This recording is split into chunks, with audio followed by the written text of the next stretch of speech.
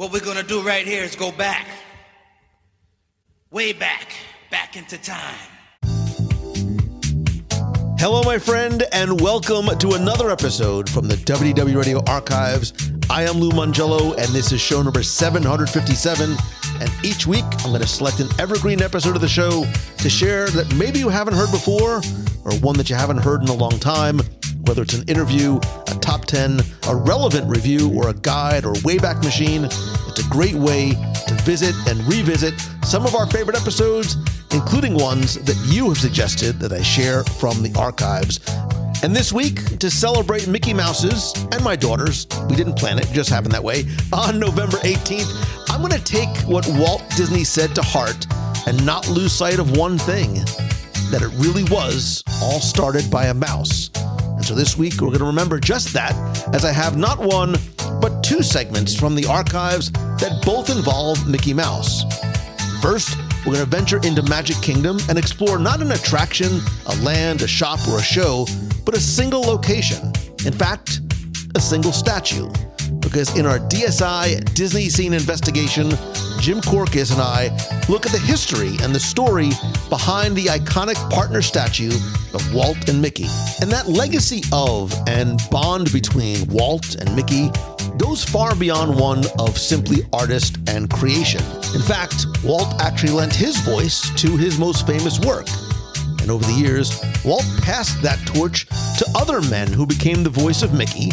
And this week, I want to share my conversation with Bret Iwan, the man who 80 years after Mickey spoke his first words on screen, took over the role of a lifetime. We're going to talk about his personal story of becoming the voice of Mickey, the legacy, and the future.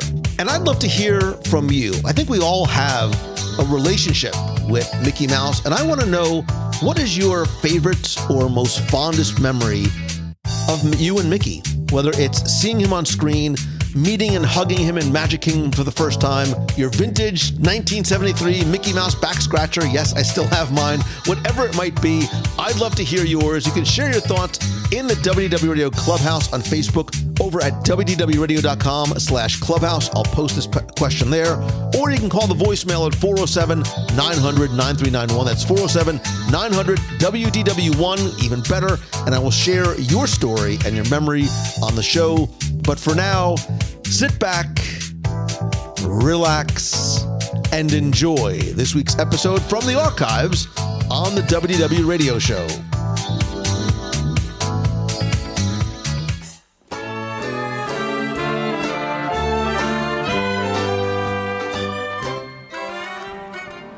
One of my favorite places in all of Walt Disney World is Main Street, USA.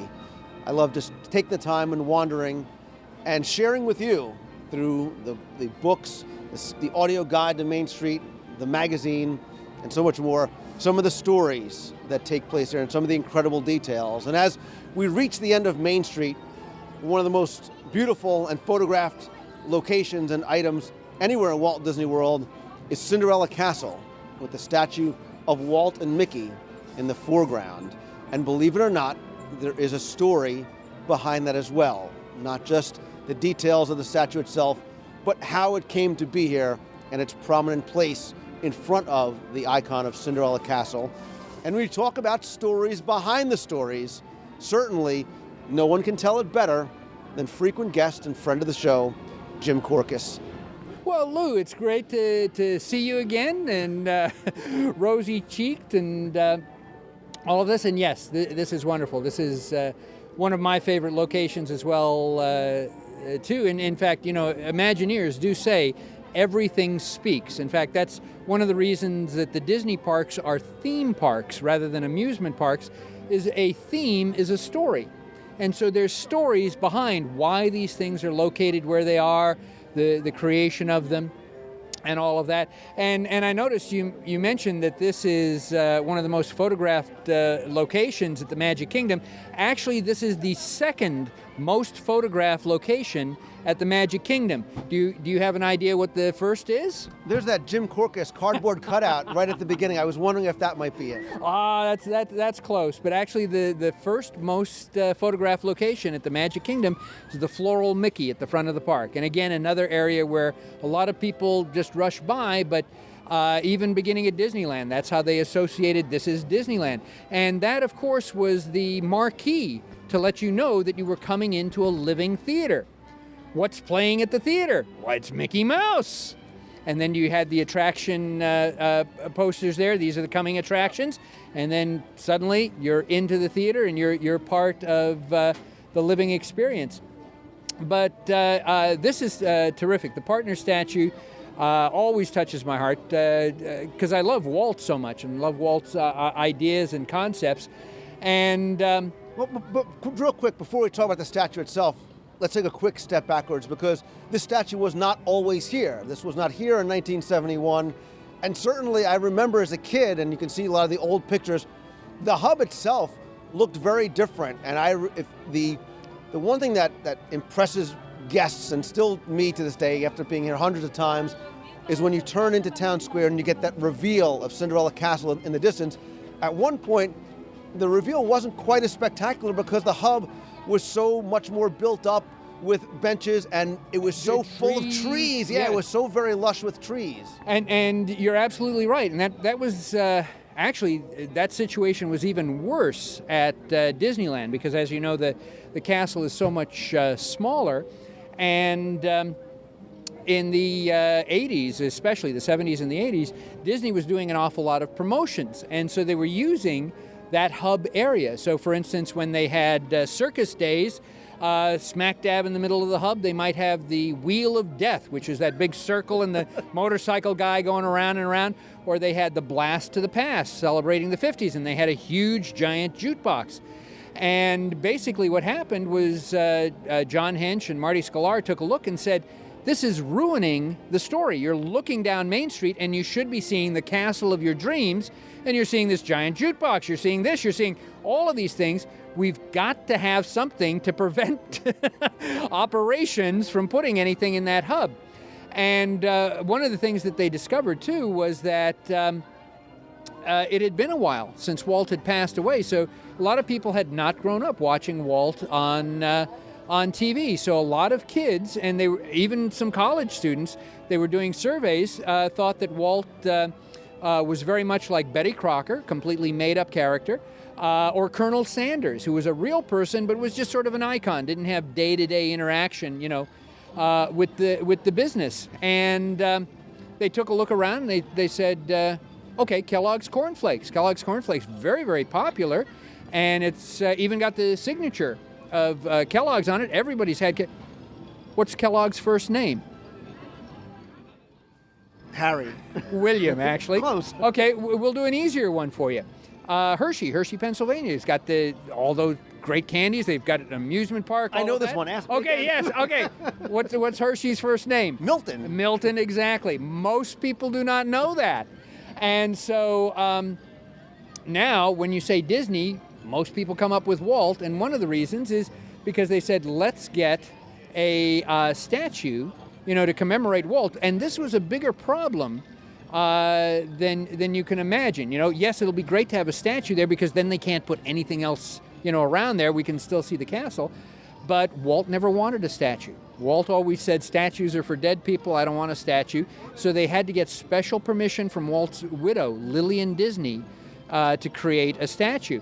And in fact, the statue was erected out at Disneyland around the time of Mickey's 65th birthday, and then later installed out here at Walt Disney World, and then at the Disney parks around the world. But in reality, the statue began in 1962. What happened is Blaine Gibson, an Imagineer and very popular sculptor. He sculpted the head for Mr. Lincoln and for the Pirates of the Caribbean, all of that. In 1962, as a gift for Walt, he sculpted a bust. and presented it to Walt, and Walt said, "Get that thing out of here, what do I need with that?" And so it ended up in Blaine Gibson's garage for decades until Marty Sklar says, "We need a statue of Walt," and so he pulled that out as reference, and so the head there is actually inspired by a sculpt of Walt while Walt was alive. And how do you begin coming up with a design for a Walt statue? Because Walt was so many things, what represents Walt Disney? And so working very closely with John Hench, dozens of concepts were proposed. One of them had Walt holding the rolled up blueprints for the original Epcot in his hand and pointing with the blueprints down the street. So you're pointing in the direction of where Epcot is now. In one version, they had Mickey with an ice cream cone because they wanted that spirit of youth. And they thought that made him look too young. And also John Hench felt that would emphasize Carnation ice cream and have one sponsor. One version had Mickey running ahead and pulling Walt along. And so many, many different versions before they came up with this one. And one of the problems that Blaine Gibson had was, okay, Walt's going to hold Mickey's hand. What is the only reference I have of Mickey holding a live person's hand? Fortunately, one existed. And do you know what that is? Favor us, Jim Korkis. Have you been to the Contemporary Hotel? Have you been in the lobby of the Contemporary Hotel? Does that help you? There's that the statue in the lobby of him with Stokowski from Fantasia. So the only reference that Blaine had was Stokowski shaking hands with Mickey in Fantasia. So he used that as a reference of how would an animated hand interact with a live human hand. Now, Walt is pointing, and he's pointing down the street because the theme, as Blaine Gibson told me, of this statue is, Mickey, look at all the happy people who have come here today to spend the time with us. And that the story of what is Walt pointing at has been the subject of speculation and urban legend, that he was pointing to Epcot, that he was pointing to the future, that he was pointing to his brother. So it's nice to know that there is some sort of a reason that, and you knew Blaine Gibson personally, and he told you these stories, that is what he was really trying to signify. Right, because again, the statue in California isn't pointing towards Epcot. It's not pointing to all of these things. It's pointing towards these guests, and it actually comes from the story from the night before Walt passed away. Roy was at his bedside, and Walt was describing the layout of Epcot on the tiles above the hospital room, and at one point Walt goes, "There, that's the spot," and Roy froze, and Roy goes, "I've been paying attention. What is he talking about? What did I miss?" And Walt says, "There, that's where we'll put a bench so that Lily and I can sit and see all the happy people coming in." And so now Walt has that spot where he can see all the happy people coming in, and he's pointing to Mickey. Now he's pointing with the famous two-finger point. And Walt did point with two fingers. And what is the reason behind that two-finger point? Here at Walt Disney World and all that, we say, well, this is more gracious because pointing with one finger is, spotlights people. So two fingers or the whole hand. He pointed with two fingers because he was holding a cigarette. He was holding a cigarette. He was a smoker. And in fact, he didn't encourage kids to smoke. So if you go back into the photo archives, at the Disney Studios, you'll see photos from the 40s where Walt has his hands crossed in front of him or over at the side, and he's got the two fingers, and there's a little puff of smoke in the air, but there's nothing between the fingers. They've airbrushed out the cigarette because he tried not to do that in public to encourage, kids to smoke, but that's where that famous point came from. And one of the things that people bring up all the time is the little emblem that's on his tie. It's the Smoke Tree Ranch, which is where he had his vacation home in Palm Springs. And I said, well, Blaine, how did you get the proportions there? And he says, well, Walt was about 5'9", but he always liked to say he was 5'10" or a little. And in fact, he was a little self-conscious about that because when Disneyland opened, both Fess Parker and Buddy Ebsen were well over 6 feet. One of them 6'5". And so to have his picture taken next to them, he actually got an apple crate out of a photographer's van, put it there, and he stood on it. So he's standing up almost shoulder to shoulder with them. Don't look down at me like that as you say that. Just because I'm standing looking for an apple crate over here. And Mickey, we know, is 3 feet high, and the only reason we know that is because Frank Thomas was able to convince Walt in the movie The Pointer. They were having difficulty staging a scene, and they said, "Can we film you doing Mickey's voice?" And Walt says, "Well, if you're way in the back and you don't make any noise and all of that." And in that film, basically, Mickey is confronted by a big, huge bear who's going to attack him. And Mickey goes, "Gosh, I'm Mickey Mouse. Mickey Mouse, I hope you're hurting me. I hope." And he held out his hand exactly 3 feet. Yes, Jim Korkis did. Gosh, Jim did Mickey's voice. Gosh. And so Walt held out his hand about 3 feet high. And so that's how they know that Walt thought that Mickey was 3 feet high. And so Blaine combined those proportions. Now, again, in an earlier segment, we talked about John Hench talking about, the difference in color because of the skies and all that. You'll notice that the partner statues are different colors around the world based on not how they were created, but in terms of blending in with the rest of the colors of that area there. And I think Walt would be very happy to, even though he hated statues, I think, especially of him, I think he'd be very happy to have that statue there, and also so we can remember that, this really is Walt Disney World. And even just in the time that we've been spending here, so many people, a constant flow of people taking pictures, standing up there on the railing, all of that. So a wonderful, wonderful, nice little touch for this park and for all the Disney parks. And just one other detail that I always invite people to look at is on his outstretched hand, he's also wearing a ring. And it's a traditional Irish claddagh ring that both he and I believe his wife also wore. Absolutely. You are absolutely correct. So I found it fascinating as you were talking about the incarnations of what the statue could have been. I said, wow, that's so interesting to try and picture it that way. But when you see it this way and you sort of think about the way you're describing it, you almost couldn't imagine it being anything else other than something as simple as that, as what we have now. Absolutely, I agree.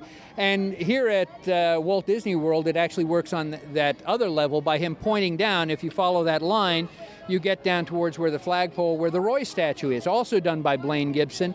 And I think that's Walt giving a little acknowledgement to his brother, who saw through the dream out here to build the Magic Kingdom. Wouldn't have happened without Roy.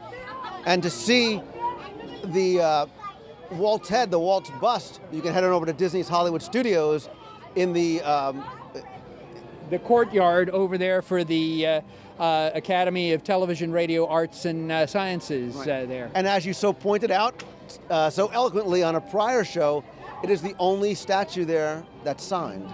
Right, signed by Blaine Gibson right on the back there. And again, also that based on that bust that fortunately he kept in his garage for decades. Normally a sculptor, he says, normally people would just smash these things if they weren't going to use them. He says, I just didn't have the heart to do that, and I'm glad I didn't. Well, and so are we, because obviously it's an icon of the park. It's, like you said, so photographed, and I hope that this segment helps people appreciate more what it represents and the history behind it and what it signifies for the millions and millions of guests that come through, that they get a chance to see it and hopefully get a chance to hear Jim Korkis tell more of these stories that only you can tell. And again, to read more of Jim's work, check out Celebrations magazine. Jim is a frequent contributor with his stories behind the stories, as well as to the WDW radio show. And of course, find out more about Main Street and some of the other details and stories. Be sure and check out my audio guide to Walt Disney World, available on CD and download at WDWRadio.com or iTunes. Jim Korkis, Disney historian, Disney expert, storyteller extraordinaire and good friend, thanks so much for coming on the show. Lou, always a pleasure. I know your listeners love the show. I do as well. And yes, I've got copies of those CDs. I recommend them to everybody else as well. I couldn't ask for a better endorsement. Thanks. Thank you.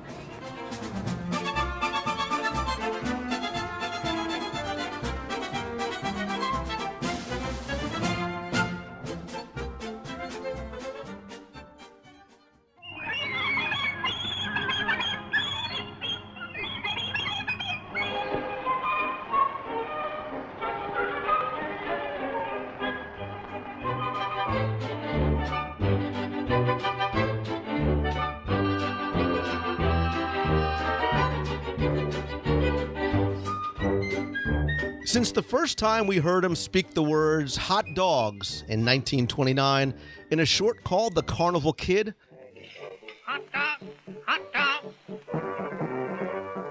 Hot dog, hot dog. Mickey Mouse became more than simply a cartoon character. He became arguably the most recognized face and voice in the world. In that first role, and for years to come, he was voiced by his creator, Walt Disney himself.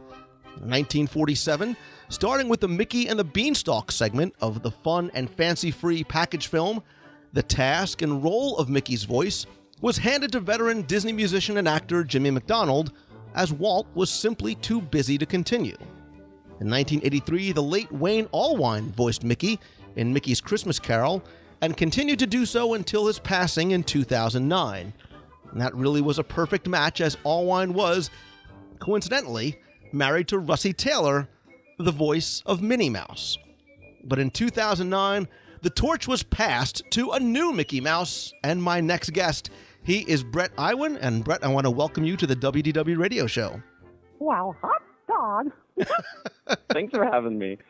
I was hoping you would do it, and I love the fact that you lead off with it. So, I certainly want to talk to you all about your, certainly the role of a lifetime. But real quick, tell us a little bit about your background, because you didn't sort of start out as a voice guy. You were an artist, correct? Yeah, that's correct. I started out as an illustrator, actually. I went to school, Ringling College of Art and Design, which is in Sarasota, Florida. And from there, I got a job as an illustrator working for Hallmark Cards in Kansas City. And that was always kind of my passion. My dream was to work for Disney. And at an early age, it was I wanted to be an animator. So, of course, I was drawing Disney characters, learned to draw by drawing Disney characters and Mickey Mouse.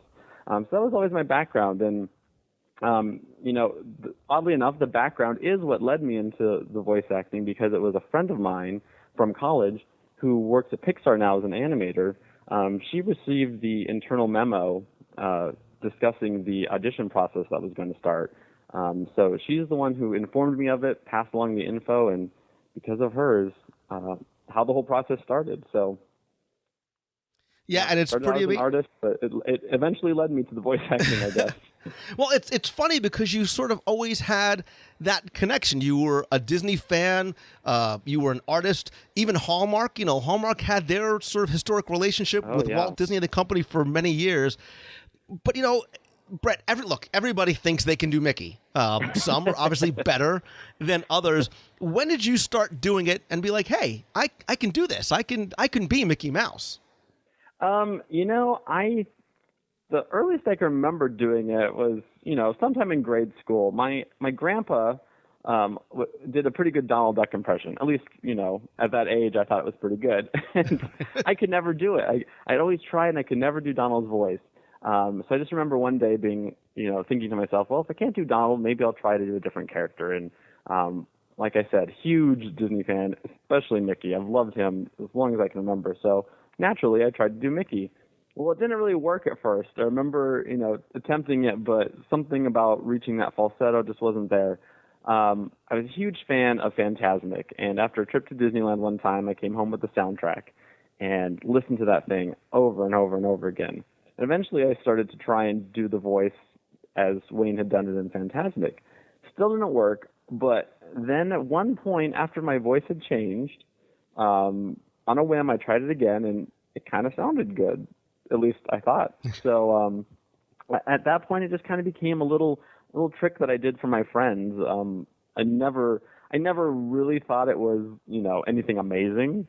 I figured a lot of people could do it, but it was just, I'd give an oh boy or a laugh for my friends when we'd go to the theme parks, and that was really all it was. I never planned on it becoming a career, and especially in an official capacity. That just seemed, unrealistic and so far to reach. But, who knew? Now I'm here, and it's definitely surreal and exciting and overwhelming at times. But yeah. Well, so you hear about this opportunity, truly, a once-in-a-lifetime opportunity, considering the short legacy of people that preceded the voice of Mickey Mouse. Can you tell us about maybe preparing for the audition and what that audition process was like? Well, the audition process started out with a phone audition, a hotline they had set up. Wayne's health had been declining for a while, and sadly they decided that maybe it was best to start finding somebody who could maybe be an understudy to Wayne. So in that process, they decided, well, traditionally, like you had mentioned at the top of the interview, that Mickey had come up through the studios.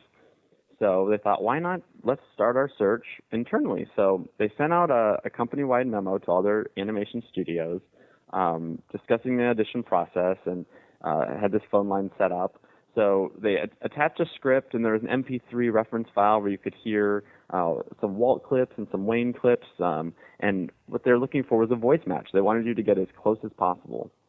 When I got that email that first night, I was overwhelmed with excitement. I couldn't believe that, this opportunity had found its way to me. It was unreal.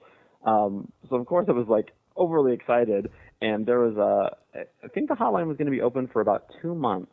And, in the email it mentioned, take your time, practice, to prepare for this audition. And I couldn't. I was so excited I couldn't wait. So I think my best friend convinced me to wait about 3 days.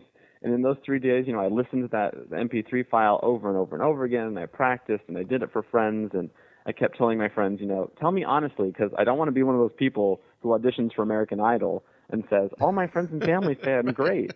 But the rest of America is listening and going, well, I don't know what those friends were thinking. So, I tested out for friends. They all were very encouraging. And I think it was about 3 days after I found out about the audition, I called the hotline. I'm heart racing, shaking, and I left my name, my phone number, and the audition.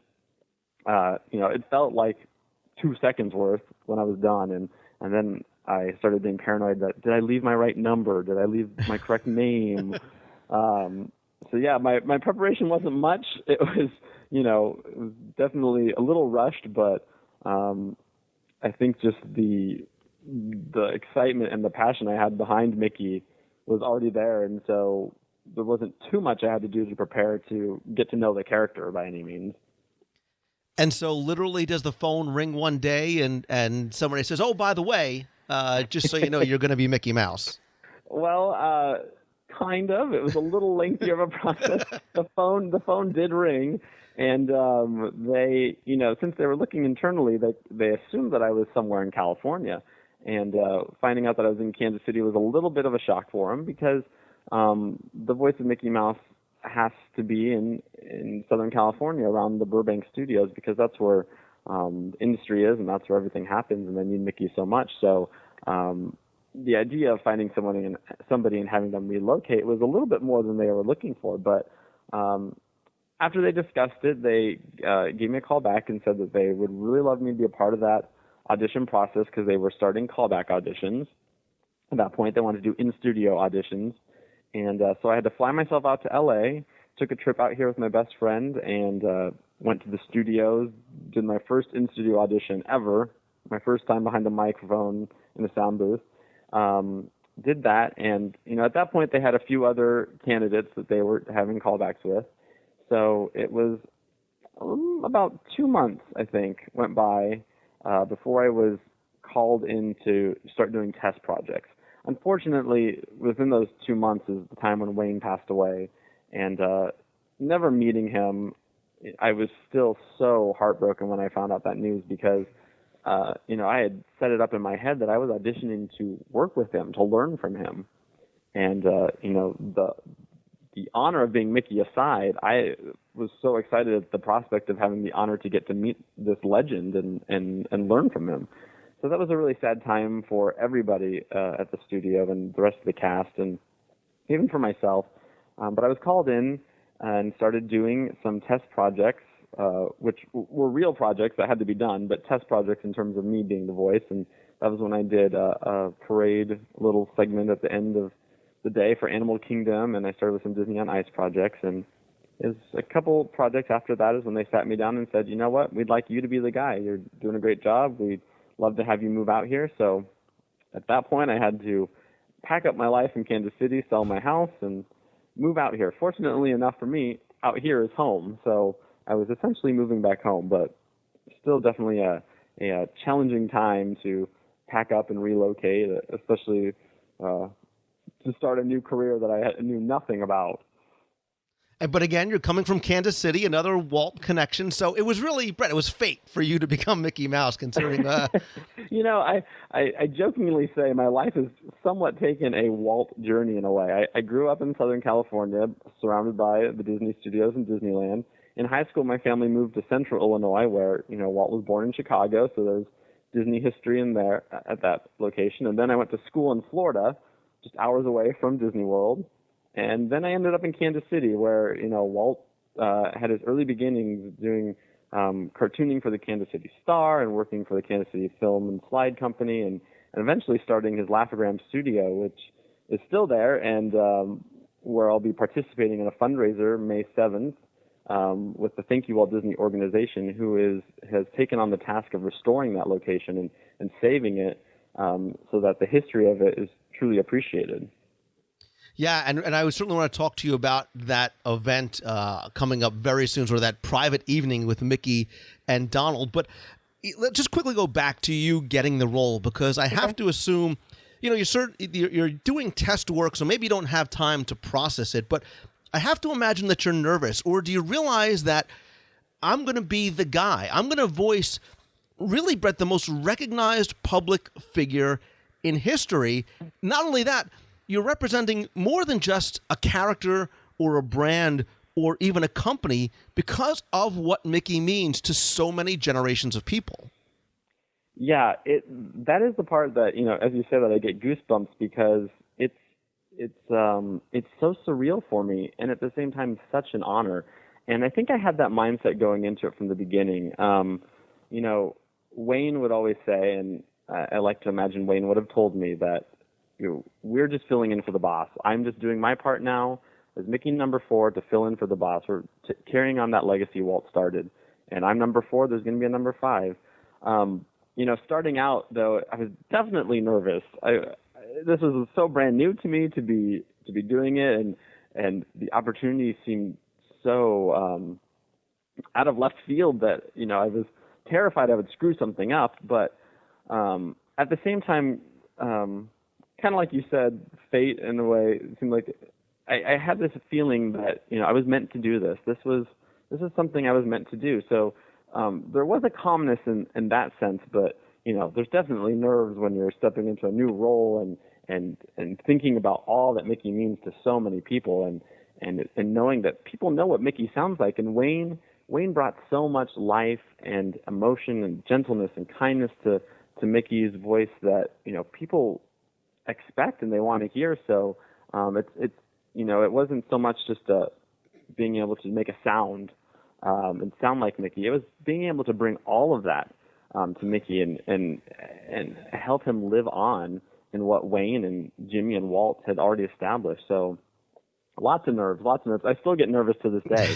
And I tell people, you know, I hope that never goes away, because it's still surreal. It's still exciting. It's still very humbling.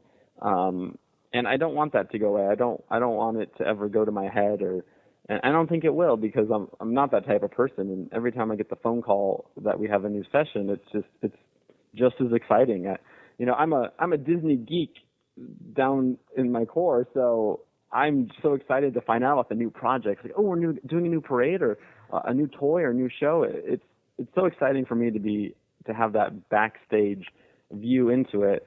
And then when I stop to think about what it is I get to do, yeah, it's amazing. an honor and a huge responsibility as well. Yeah, no pressure being Mickey Mouse, I'm sure. No pressure at all. But again, consider that, unfortunately, you've got this legacy behind you, and you did miss out on the opportunity to learn from Wayne directly. So in preparing for it to be the Bret Mickey Mouse, is it trying to craft his voice to be Wayne Allwine, or do you try and bring a little bit of your own passion and energy and personality maybe into the voice? Well, I heard Wayne once say in an interview that when you're voicing these characters, you start to recognize a lot of their qualities in you. And when I first started, everybody told me that when I would meet Bill, Tony, and Russi, that I would quickly find out that they are their characters. And that's proven true. And I remember thinking to myself, well, am I Mickey? And the more I've done it, the more I start to recognize a lot of his qualities in me. The shy, bashful side of him, the naivety, I definitely have those qualities. So I think I can't help but bring those to the character. In terms of the sound of the voice, I know I am always referencing Wayne, and I have a CD I listen to on my way to the studio just to kind of get me warmed up. But then also, trying to go back to Walt's Mickey, because he's the one who originated it, and I think Wayne and Jimmy would both tell you that they sought to preserve Walt's Mickey. So there's definitely that I aim for when doing it. I think that answered your question. I got kind of on a ramble there. No, that's great, and it's great to hear sort of inside your thought process as to becoming that character. So you've been Mickey for a while now. You've been kind of everywhere from Epic Mickey to starting to come into the theme parks. If I'm correct, you are now that's right, it's out of this world Mickey on the People Mover in Walt Disney World. That's right. That was one of the earlier projects I did when they revamped the People Mover. So it's there. And I was actually there about a month ago, and I got to hear it for the first time. And I did not realize that if you stood under the People Mover bridge, you would hear Mickey over and over and over. So I apologize to anyone who's sat there too long and listened to it for too long. No, it's great to hear Mickey back on there. Any other attractions in Walt Disney World that maybe we could listen for the voice of Mickey as Bret as Mickey? Oh, gosh. Let's see if I can remember. Well, I think I mentioned my first job was doing the Adventurers Celebration, which is the end of the day at Animal Kingdom. Little play-along, sing-along dance party that comes out with Mickey, Goofy, and Minnie, I believe. And I think sometimes it's Goofy, sometimes it's Mickey, but you can hear me there. The People Mover, of course, and gosh, I'm trying to think what else. I know there's some commercials playing right now for Typhoon Lagoon and the water parks, and maybe some other stuff there. So yeah, I do so much that it's hard to keep track. People ask what I did last week, and I have a hard time remembering because there's just so much. But the variety of projects definitely keeps me on my toes. I just want to ask one more quick question before we talk about the fundraiser on May 7th. I always thought about this, especially for a voiceover actor like yourself who's doing such an iconic character. You're the guy. You are the voice. Is there no one else? Like, is there a backup Mickey, a Mickey understudy? Like, what if he gets sick or go on vacation? Or is it, do they do that frantic search, if you get a sore throat? Well, I've heard it explained like this before. There's no Johnny Depp backup. So we don't have, as character voice actors for Disney, we don't have backups.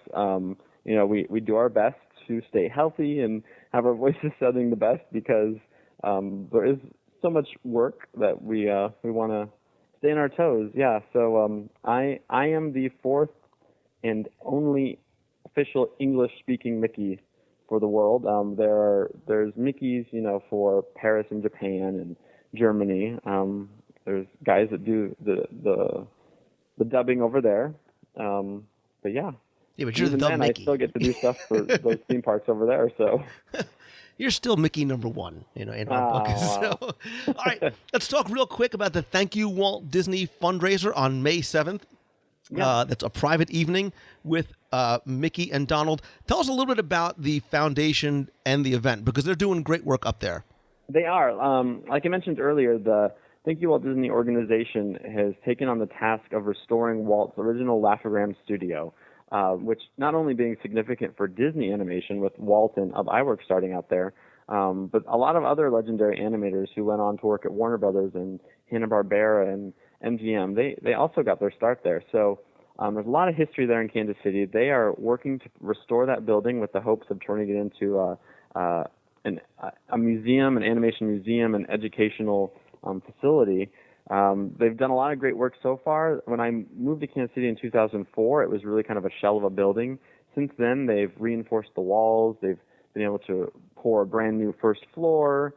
They got a roof put back on the building, and they're on their way. But there's a lot of work to be done yet. So they have these yearly fundraisers, and I'm really excited to be participating in it this year, along with Voice of Donald Duck and my friend Tony Anselmo.